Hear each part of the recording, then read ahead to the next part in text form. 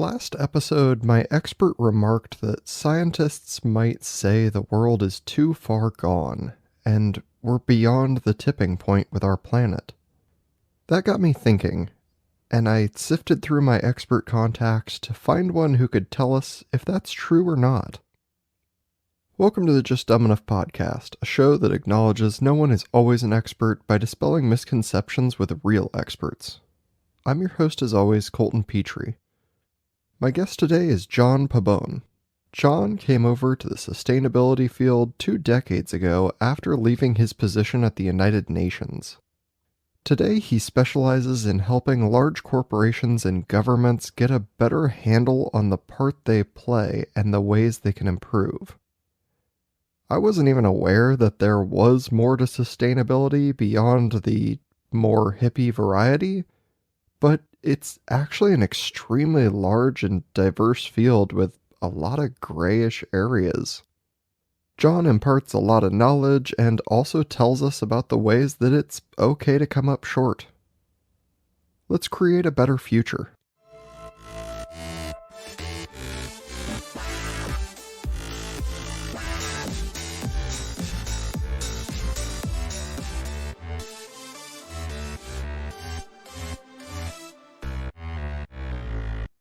Welcome to the show, John Pabon.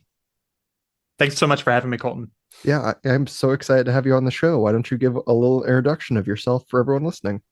Yeah, absolutely. So we're going to be talking ad nauseum about sustainability, and that's because I've been in the space for, gosh, it's been about 2 decades. I originally left my job in New York at the United Nations, kind of traveling the world to see sustainability firsthand. So working in factories, on fields, in sort of Fortune 500 boardrooms to really get a sense of on the ground sustainability. I just felt that was more my style. I've been fortunate to be able to travel the world and see sustainability in a lot of different contexts. So American originally, so living and working in New York, then a decade in Shanghai, Seoul, and now I am in Melbourne, Australia, where it's late and it's extremely early for you because of antiquated time changes. Yes, indeed. And we're going to make the best of all that. But that's quite a transition in the career field to be like, yeah, I worked for the United Nations in the US, and then I left to go, pursue this whole entirely other career field. Absolutely, and it's funny, and if I think back on sort of how that even happened, it was a few mentors at the UN saying, "Hey, if you want to move up in the ranks, take a step out and then come back later on in your career." And I said, "Okay, cool." And it really wasn't until I moved to Shanghai where I fell into sustainability. I think at that point it wasn't even really called that. I know today people come out of school with degrees in sustainability. That didn't exist.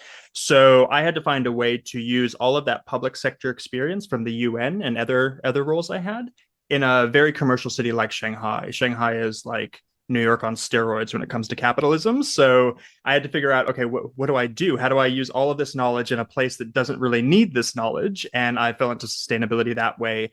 And I guess backing up a step in terms of what I do in sustainability, because it's so broad.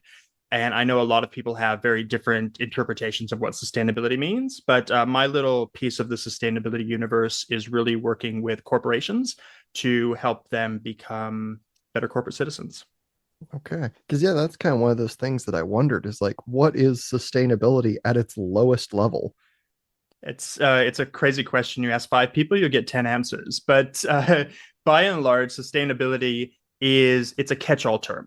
So I know when people hear sustainability, they think, okay, green environment. And yes, that's one part of it. The hugging the trees part is definitely a part of sustainability, but there's so much more that goes into that. There is what we call the social side of sustainability. So that's things like human rights, labor rights, animal rights, all those more social aspects. CSR, which is an acronym people might have heard, corporate responsibility, philanthropy, all fits under that. And then there's the kind of the boring side of things, which is where I am, which is the governance side of sustainability. So that's looking at how corporations and governments really make sure they're doing what they say they're doing. So a lot of communications work, marketing, and a lot of kind of just pure consulting work of really helping a company understand what's most important to the business so they can start to address and change things in a positive way. So, long story short, sustainability is a catch all term. And basically, at this stage of the game, you can kind of force anything into the term sustainability if you want, because it all sort of fits there. So, it's anything that helps us to create a better future. Gotcha. Yeah, I had kind of had this image in my head where I hear sustainability and it's like, at least if you are using resources, you are putting something out into the world, you're staying at like this zero sum, like no net gain, no net loss, like we're at least in the zero, in the black, so to speak. That is the goal. It's sometimes not attainable, and that's okay. No such thing as a perfect environmentalist or sustainability professional, but as long as we're moving the needle in the right direction, I think that's the right way to go. Yeah. So what are some good examples of sustainability in your sector of this field? Yeah, absolutely. And I guess in terms of how I approach sustainability might be a little bit different than what somebody listening to this might think. I am not a greenie. I've never worked for Greenpeace. I've never hung off the side of an oil tanker.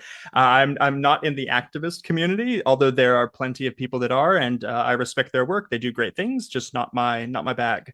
So I am fine with the hugging trees, saving polar bears, but I would rather focus more on helping the private sector. That's really where I can use my skills the best.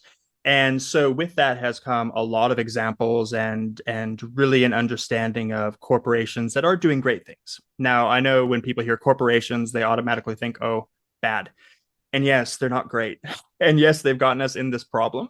So it should be their responsibility to get us out of this problem. So a lot of them are doing a lot of great things, but most of that's in the background. I don't know why that is. I don't know why corporations don't talk more about the great things they're doing. Maybe they're scared about being called out as lying or greenwashing, or maybe they feel it's inauthentic to be talking about some great work. But there are lots of examples. And if I think back particularly to my time working in China, obviously China is sort of the world's factory. All the big global supply chains go through there. And that's really where we see a lot of great work happening on that social side of sustainability. So a lot of corporations doing a lot of work helping out their supply chain, helping out workers, particularly female workers, to upskill them, but also to teach them lots of things around sort of soft skills like communications, family planning. So these things that they may not have learned in school, the corporations coming in and sort of educating them on those things. And now people are probably scratching their head going, well, that doesn't make sense. What does that have to do with sustainability, and why in the world would a corporation do that? And there's two sides to it. There's the feel good altruistic side. That's not what we lead with, because no corporation cares about that. The altruistic feel good stuff, that's a byproduct of what they're doing, but it's not the driver. And I think, and we'll probably get to this in a sec, but the conversations we have and the way we negotiate with business leaders has to be done in their language on their terms. So if I was to go into, I don't know, a boardroom and say, hey, I want to help your female workers because it makes me feel good and it's the right thing to do, they're going to laugh me out of the room because they don't care. They care about the bottom line. And that's okay. That's business. That's how it works. But in these examples that I was giving around upskilling female workers, the rationale is this. If you have workers going in and maybe they're out sick because they don't know how to take care of themselves, maybe they have bad hygiene, so they're in the hospital, you're going to have high absenteeism. If they do come back to work, they're not going to be so productive because they're probably sick or recovering. So you have a productivity issue. But if you start to upskill workers and teach them these bits and bobs, they're going to be at work more often, they're going to be more productive, and they're probably going to like you a lot more as well. So all of that helps out the bottom line. And then the byproduct is you've helped out and you've done something altruistic to help out the future of humanity. When you said this, like, I don't know why these companies aren't saying more. Is it because, and I'm definitely not going to defend them on any of these points, I think they're large enough they can defend themselves. But is it because people will just say, like, well, you're not doing enough? Like, yeah, you're doing this one thing, but it's just like there's these other 600 things you could be doing. That's it. And I think, and we'll go back to the activist community. And in some of my writing, I don't pull any punches when it comes to the activist community because I don't think they approach the messaging the right way. And they approach it just like you said, where if a corporation comes out and says, hey, we're doing X, Y, and Z, they'll say, well, what about A through L? Which is, yes, it's true, but these are massive organizations that can't just flip a switch to change. I wish it was that way, but the reality is that it's not. It takes time. It takes a lot of time. And yes, I'm very aware that we don't have time. I get that. But, as long, again, as they're moving the needle in the right direction, that for me is a win. So to your question, I think definitely when corporations even entertain the idea about talking about this stuff, the stakeholder they're most concerned about are those in the activist community, giving them blowback about not doing everything else and then picking the whole thing apart. So they would probably just rather not say anything at all. Yeah. And that makes sense to just say, like, you know what? We're going to keep doing things that are genuinely good, even if people don't see it, because we don't want, to catch backlash from anyone else. Absolutely. And there's always the risk that they could be caught up in some sort of a scandal or greenwashing. And is that okay? And sometimes I say to myself, do the ends justify the means? And I think they kind of do. I think a lot of times when it comes to sustainability and getting, especially the private sector, to do better things, to do more things, it kind of takes this oh crap moment for them to finally wake up. And I like to give the example of Nike. Nike didn't care much about their supply chains until they realized there was kids making their shoes. And then all of a sudden they said, oh my God, okay, we have to do something about this. And is it terrible? Yes. Is it terrible that it took that to make them do anything? Yeah, it is. But it got the ball moving, and now they're one of the leaders in the space of social sustainability in supply chain and logistics. So I hope it doesn't take that for every company to be better. It certainly shouldn't, because especially in 2023, that's not a good look. But sometimes it does take that being called out to really be better. Yeah. And you kind of hope like everyone is making active steps to be better. And it comes back to this, like, like you said, corporations kind of got us here. It's a little bit of their job to bail us back out of the sinking ship, so to speak. Absolutely. And it's funny because again, we automatically think corporations, Satan incarnate. And those of us that are in the sustainability space or call themselves activists or greenies or eco warriors would really keep the private sector at arm's length. Now, there's an issue with that because if we think about the past, it's been almost 100 years now that there's been the modern sustainability or environmental movement. At the beginning, it was really about people power and the bottom up, and that was great to get sort of the idea out there to get people understanding what was going on and to really start to build momentum. Then we have this period during the 1980s where all these companies started to become big conglomerates. The greed of the 80s, sort of the Wolf of Wall Street era, really messed things up for all of us. And then we got to about the turn of the century, so sort of the early 2000s is when corporations really started to ramp up their sustainability efforts. So if we look at all of that and we look at sort of where we are now and all the issues that we face, there's a lot of stuff. And individuals, this bottom up people power approach is just, it's not enough anymore. I wish it was that easy, and it's not that easy. So the private sector corporations, they have access to capital, they have access to resources and capacity that individuals can only dream of. So they are much better placed to be moving the needle. And if we look at the other big actor, which are governments, governments have clearly put their heads in the sand to all of this, and we can't really trust them to be looking in our best defense. So it does come back to corporations. There's only three big actors. It's either we do it ourselves, give it to the corporations, or give it to government. So I don't see any other way forward besides leaning on corporations to fix their mess. Yeah, like you said, I mean, the government is entirely in it for themselves for any number of reasons. And, like you were saying, it's really hard for like a single individual to make really any difference. Like, no matter what we do, we could be offset for the rest of our lives good deeds by, one company. So it really, like, you have to lean on them to say, like, this is where we're going to see that needle move the most. Exactly. And I don't want any of this to dissuade people from doing the great things they're doing. Keep at it. Definitely keep doing what you're doing, whatever, however that manifests, whatever that looks like, keep doing it. Don't stop. But also, we need to be bringing in this conversation with the private sector to be doing even more. So, what are the best projects that we could start working on where we're like, these will see the biggest change immediately?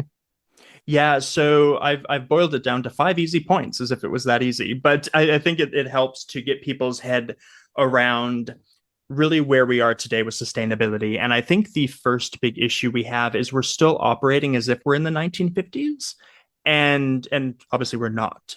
So it's about really point one is really about getting an understanding of where we are, what the reality is, what we mean when we talk about sustainability. So sort of doing your research and kind of getting up to speed.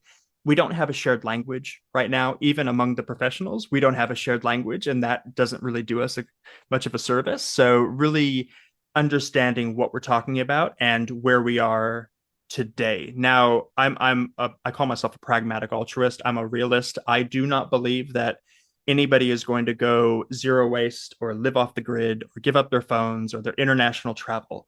Some people will, and more power to them, but that's such a small segment. And I know it's not a reality for most people. And I wouldn't say that that is something I would encourage people to do. This is our starting point. 2023, this is our starting point. We go from here on out. So that's kind of what we're dealing with.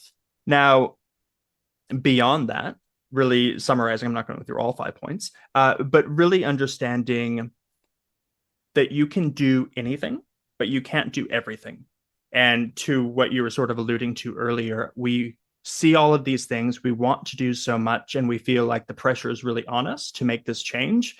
And that's because of bad marketing over the past 20 years. And we're at fault in my profession for doing that. So sorry. But it's not up to all of us to do everything, and we shouldn't feel like we have to. I think in trying to do everything, we've really end up accomplishing not as much as we'd like. So I would definitely encourage people to find what it is that you're either really passionate about or you have a specialization in. Maybe you're in finance and you're an auditor and you can lend that skill to an NGO. Or if you're financially well off, congratulations. But even giving money is a great thing. There's no problem talking about saving the world and money in the same sentence. It's totally fine. So these are ways you can give. But to really pick that one lane that you're so passionate about, and I know that is very difficult to do. And if I think about my own life, getting to that point, because I go on the street, I want to save the dog, I want to feed the homeless, I want to read to the elderly. I can't do that. So I've picked my lane, I'm staying in my lane. And even though some might call me heartless for not trying to do everything, I know that that's where my power is best placed.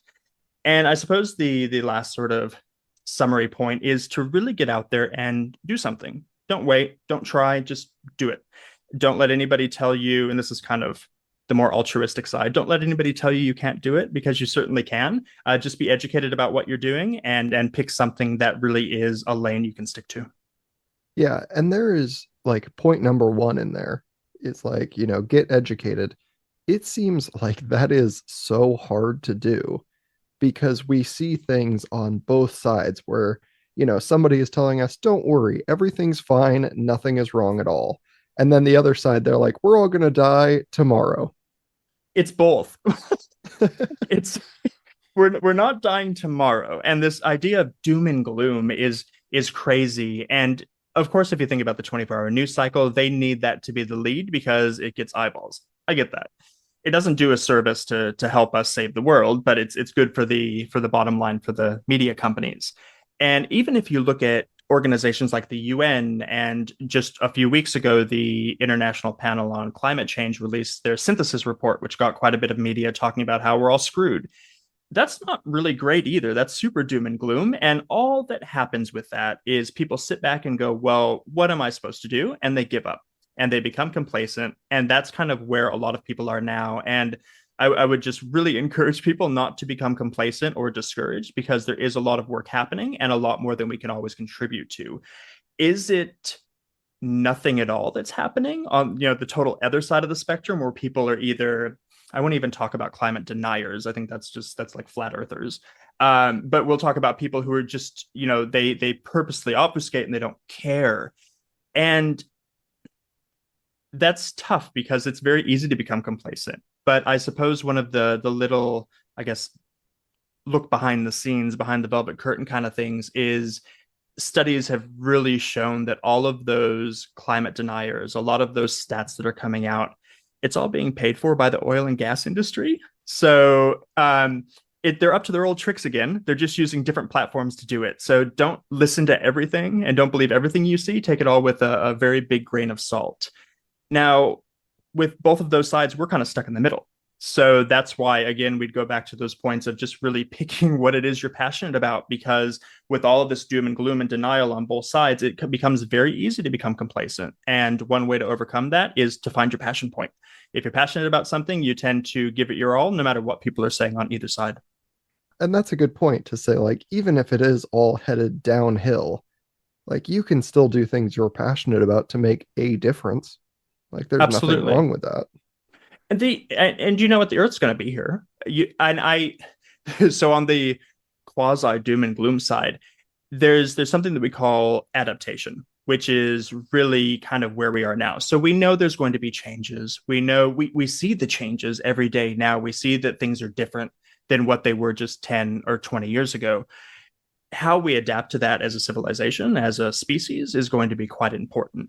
The Earth's not going anywhere. We're not, the Earth's not blowing up anytime soon. It's not going to be an apocalypse. We will be here. It's just our reality is going to have to shift, and how we operate is going to have to change. And we're seeing the beginning of that now.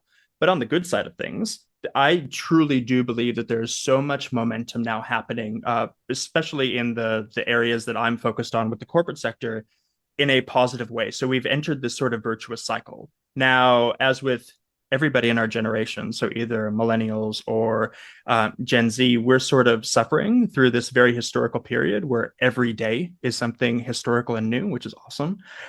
So we're in the middle of it now, so might not see the end result, but I am very confident that we're in a virtuous cycle and the end result is going to be a good one.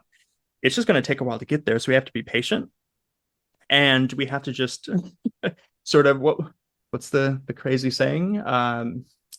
May you live in historical times is an old proverb, which is basically a curse because nobody wants to live in historical times. Unfortunately, that's what we're doing right now. For sure. Is there ever like a timeline where you give people that say, like, look, we've got 10 years to start making big differences, or we've got 20, or we've got 5? Like, do you give people a timeline at all? I think it changes. I don't. I think it changes so quickly, especially the science part of things, which I'm not at all involved in. I'm not a scientist, so I can't speak to any of that as well as scientists can. But I know they definitely give dates around things. But even then, you see those dates are always moving up, and it's coming faster. So I don't know. It's too hard to say with any certainty anything around saving the world. But what I can say is that, just again, given my experience, I am pretty confident that in the next 10 or 15 years, which I know sounds like a long time, it's not a long time, 10 or 15 years, when we go to the grocery store or we need to make a purchase decision, all of the choices we have will be good, sustainable choices. I know now if you go to the store and you want to be responsible, you have to research, you have to pay more, and it's not so easy to do.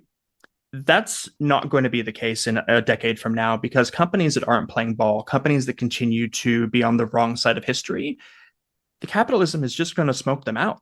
They're not going to be around any longer. So all those companies that are doing good will just continue to have to compete on being better.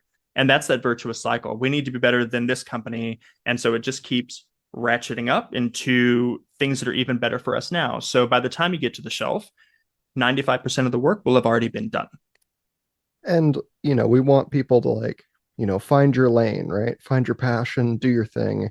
Are there a couple for people out there that are just sitting here like, I don't even know what to pick? What is my thing? What's my passion? What could I do? Are there a couple of things that you always say, like, these are the go tos? If you could do these things, like, they're great? It's always about starting local. I know that sounds really trite, but I think it's super important because you look at these larger NGOs, these big organizations, the World Wildlife Fund or Save the Children. They have resources. They operate very much like corporations, and they have things streamlined. They know what they're doing, and they certainly have donors in with deep pockets. It's these local organizations that are really on the ground making change that are not as heavily resourced. They certainly don't have the funding or even the volunteer capacity that bigger organizations do. So that's where I would definitely tell people to kind of start. And it's easier too, because when you start to see something happening locally that you've had a hand in changing, that really, again, another virtuous cycle where you want to do it even more. It's sort of like I liken it to mowing the lawn or doing gardening, right? It seems like a real tough task at the beginning, but when you actually step back and you're done, you're like, oh, it looks pretty good. You feel sort of satisfied with yourself. And it's the same thing with volunteering at a very local level or giving of yourself at a very local level. You can see that change happening. So I would certainly start people off in that direction. Doesn't matter what it is. Doesn't matter if it's reading to the elderly, helping the kids. It doesn't matter. Community gardens, doesn't matter. Just find something at a local level and get started that way. Find something you can take some pride in to say, like, yeah, I was a part of this. You see what we did? You see what we accomplished? Like, how good is that? Exactly right. Yeah. So, do we see any like really genuinely bad examples out there where you look out and you're like, this is either a nonsense project or genuinely just like bad intentions? Yes, everywhere. There's probably more bad examples than good ones. I think my favorite one, and people are going to hate me for saying this, was the plastic straws. So, yes, it was very good to see so many people passionate about saving the planet. Was the passion channeled and funneled in the right direction? Maybe not, because at the end of the day, plastic straws make up something like 0.002% of all plastic waste. So it's really nothing. If we were able to galvanize all of that support and all of that momentum to something even bigger, it could even be something around plastics, doesn't matter. That would have been a much better use of our time. So I think that's one big example that people may have a link to or may have participated in.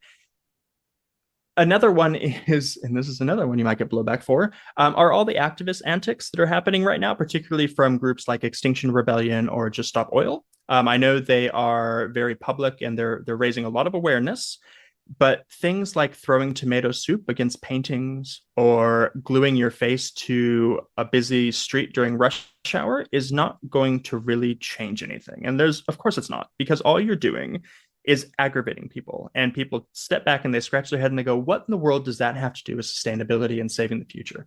Nothing. So the message has been entirely muddled. And it's really unfortunate because they have such a big platform that they could use in a much more proactive, positive way. So those are two really strong examples. I think people would understand because they're probably seeing this happen in the media or on Twitter, if it still exists by the time this is put out. Yeah, I was at first, I was like, who are these groups? Like, I actually don't recognize the group names. And then you're like, pouring soup on paintings. And I'm like, oh, I actually did hear about that.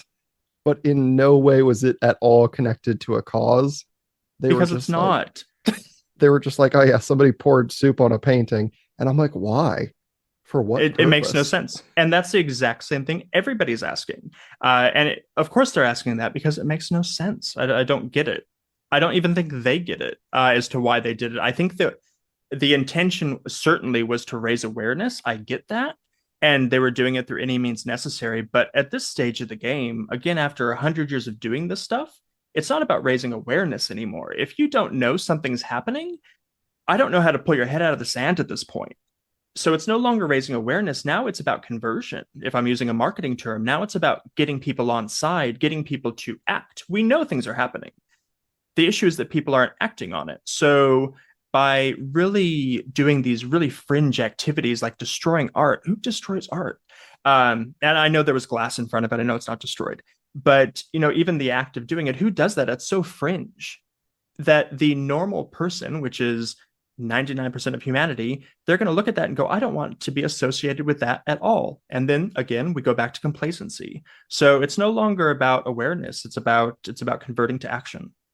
Yeah. Is there anything you can, show people? Because I know at some point, like even this far into an episode, people are going to be sitting here like, I still don't know if I care. Like, where's my part? Whatever it is, there's kind of like an apathy to it. Is there anything you can show them that is just like, what about this? Do you see this horrible thing? Like, I know a lot of people did that. What was the movie? I think Blackfish, something Mm. like that. That like showed it was to this day. I still hear people like, God, that movie gave me nightmares. And they're like, I just won't participate in a lot of this, like, SeaWorld or seafood, like any of this kind of industry. Like, I just won't go near it because what I saw was so horrific to me. Is there other good examples out that where you're like, look at this massive, Kilimanjaro sized thing of plastic? The issue with sustainability, so going back to when we were talking about what it means, it really encapsulates everything. So Blackfish is a great example because that deals with the social side of sustainability around animal welfare. So it does fit into that. But if we had to take one that I found to be really sort of a jarring example, and we'll just use it from the world of film, is Don't Look Up. And it came out last year. It had Leo in it. Yeah, it had Leonardo DiCaprio in it and a few other big stars.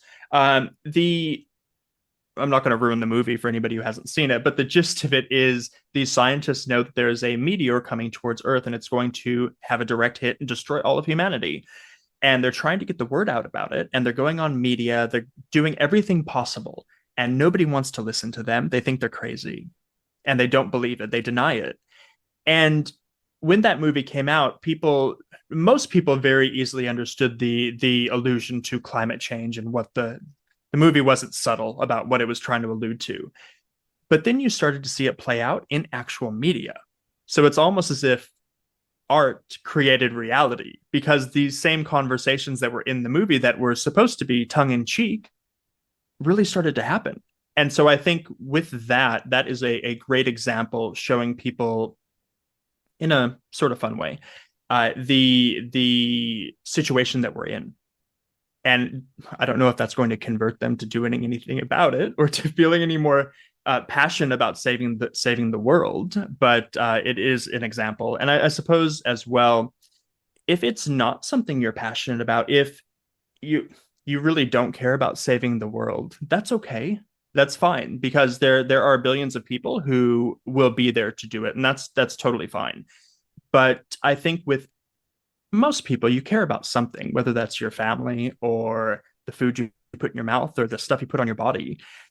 We can shoehorn all of that into sustainability somehow. So I think even through your purchase decisions, and again looking a decade into the future when everybody's going to be making the right choice because we won't have other choices, just by doing that, you will have made a positive impact, whether you know it or not. And I think that's good. Like, obviously you should hope to take some part in it, to be part of the right team, not necessarily like on the right side of history. Like, yes, but if we are inevitably getting there, like, there's some excuse to be like, well, I wasn't a part of it. But you also get, some of that credit to say, like, yeah, I was a part of this. And that part is very important. Again, we don't have to be doing everything, and the idea that it all sits on our shoulders is a false one.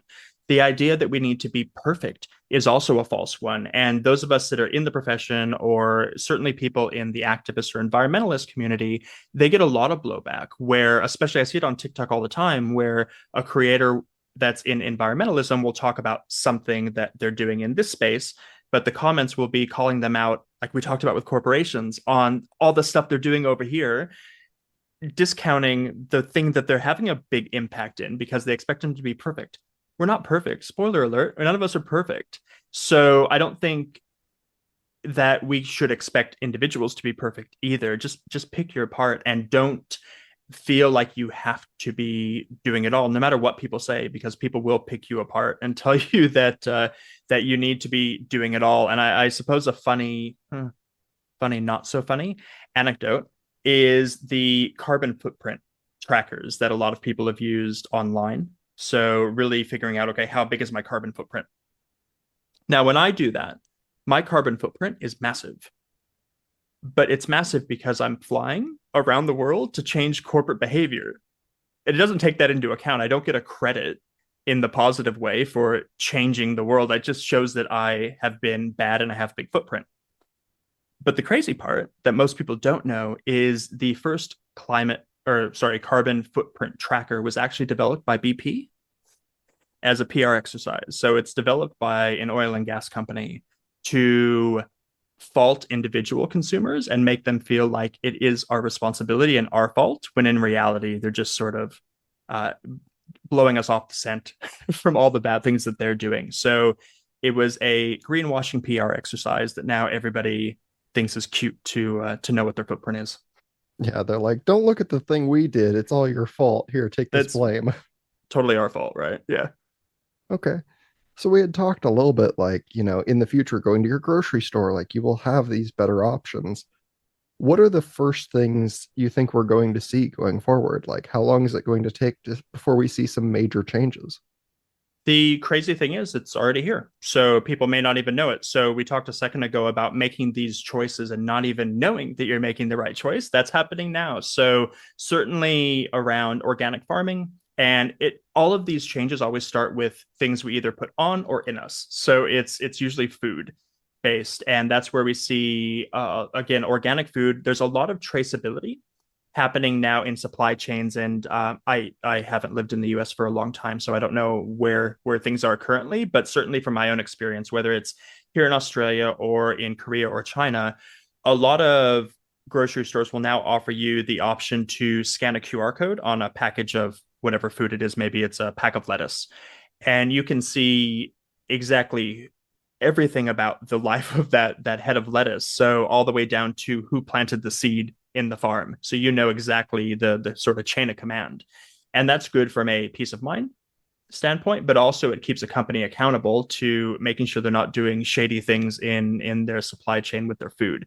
So that stuff's already happening. It's already present in a lot of grocery stores.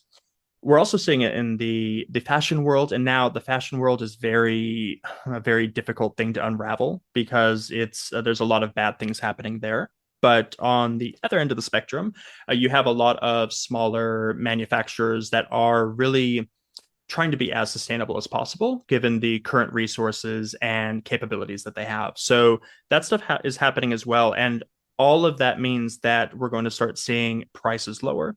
So it's not going to be as expensive to do the right thing as it probably was 5 or 10 years ago, and that in turn should encourage people to pick up even more and support these businesses that are doing the right thing. Yeah, I think at one point that was a joke where they're like, oh, yeah, you could go to Whole Foods and get one head of lettuce, or you could buy a family meal for five at wherever else. It's exactly, I mean, especially Whole Foods, right? Yeah. Well, that may not change either. I'm from LA, so I mean, Erewhon Market is crazy. The prices there, so I don't know how people afford it. Yeah. And there are a lot of these really innovative, cool ideas that people have to, fix the problems that we're owning right now. So whether that's big towers that will capture, carbon dioxide out of the atmosphere or pollutants out of the atmosphere, those exist. There are. I saw something the other day. It's sort of a manufactured artificial tree, but it doesn't look like a tree. It looks like this gloopy green liquid in a glass case that is supposed to do the same work as like 1,000 trees, and they're putting them up in cities. So there are all these really cool innovations. There's somebody else, and I forget his name. I believe he's a Dutch. His would be like 22 or 24 now, but he's created this massive machine that is cleaning plastics from the ocean. He's run into financing problems because the machine is obviously quite expensive, and he has aspirations to scale it even further. But there are these really cool sort of use of tech and innovation to hopefully fast track us in the right direction. And none of that involves Elon Musk. Yeah. And talking about, like the financial aspect of those, involving new tech into the world, is this, does it go back to part of that problem where we're like, this is an individual creating a thing that will eventually become, like its own private company that is doing good things? Is it missing some of the financing because of that third party, the government, not wanting to like, throw money at a thing that they're not involved in? There is a lot of Yes, there is a lot of that. I don't know the PC way of terming it, but yes, there's a lot of that happening where if somebody doesn't have their stamp on it, then they don't want it to go ahead because it makes them look bad. Versus just partnering and collaborating. We need much more collaboration than we're doing currently, especially between corporations, individuals, and government. So there's definitely that. And I also think when it comes to finance, especially in tech, we've seen it happen over and over again from Silicon Valley over the past 10-ish years. We hear all the horror stories coming out of Silicon Valley because tech is always, and the financiers are always looking for the next big thing, but they aren't looking really too far into the future. They have these aspirations, not realistic, not scalable. Unfortunately, sustainability is something that we're going to have to be dealing with for a very long time from now on. So it's not something we can just make a quick buck off of and do away with. And I think the mentality, particularly in the finance sector, but also just with corporations in general, they're usually measured quarter by quarter. And if you don't perform well each quarter, then you're fired. Sustainability is not measured in quarters, so there's a big sort of clashing of interests when it comes to getting people to work together between those two groups. Yeah, I can certainly see that. It's not the easiest field I chose, no. Yeah, honestly, like the amount of patience you have to work in a field like this where every day it's just like new nonsense flying in one direction and like, you know, a new myth like flying in the other. Like I can't imagine standing in front of the fan on that one. I mean, people are getting much smarter, so it's not, especially with those falsehoods that are out there. People have access to information; they're using it the right way.